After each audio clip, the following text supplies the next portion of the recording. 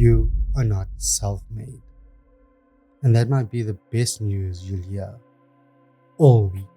Look, if you're anything like me, you're in your 30s and you've been running on a treadmill of more.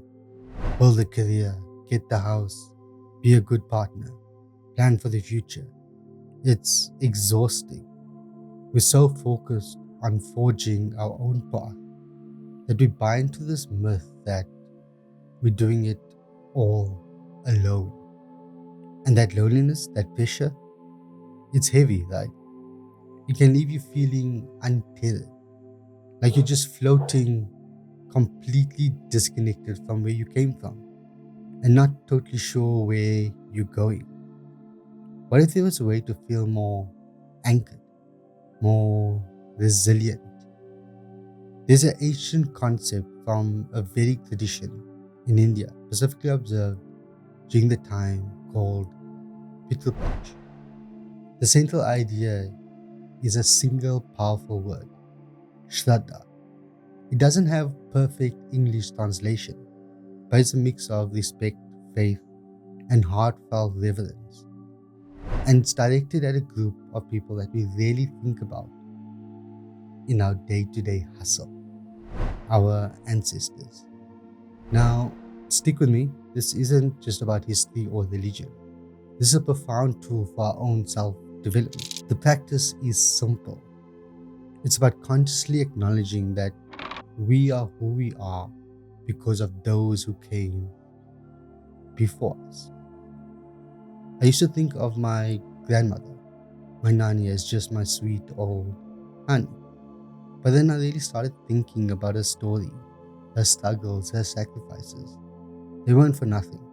They were investments. She endured hardships so that her kids could have it a little easier. And her kids worked hard so that I could be here, talking to you with the opportunities she could only dream of. Her sacrifice is literally woven into my freedom. When you truly grasp that, two incredible things happen. First, you cultivate a sense of perspective and humility. Suddenly, that stressful project at work or that argument you had doesn't seem so world-ending, right? You realize you're just one link in a long, resilient chain. You're part of a story that is much bigger than your own anxieties. That perspective is a superpower. It stops ego and imposter syndrome because you realize you're not supposed to have all the answers.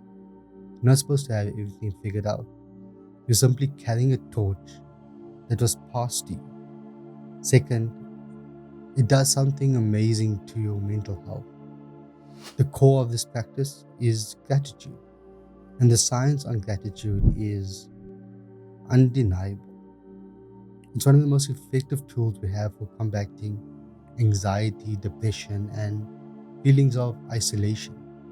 When you feel genuine gratitude for sacrifices of others, it shifts your brain out of a state of lack into a state of abundance. You're no longer alone. You're standing with an army of ancestors at your back. You feel connected, almost rooted. You're not on an isolated island. You're on the tip of a vast, deep mountain that has been formed for generations. The strength of the entire mountain is your foundation. So, here's my invitation to you. You don't need to perform a big ritual. Just do this one thing.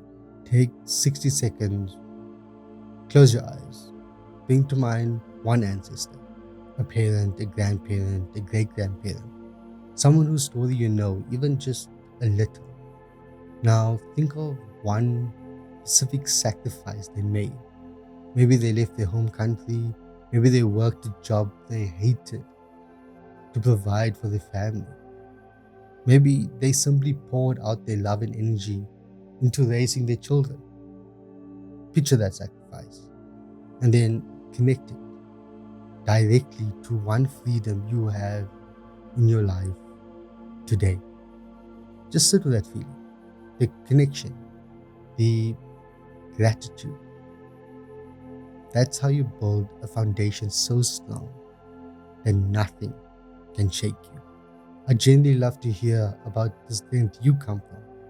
Drop a comment below and share one quality you inherited from an ancestor that you're grateful for. Courage, humor, kindness.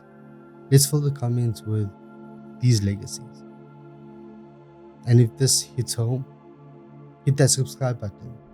We talk about real, meaningful ways to build a stronger mind and a more connected life. Thank you for being here. Talk soon.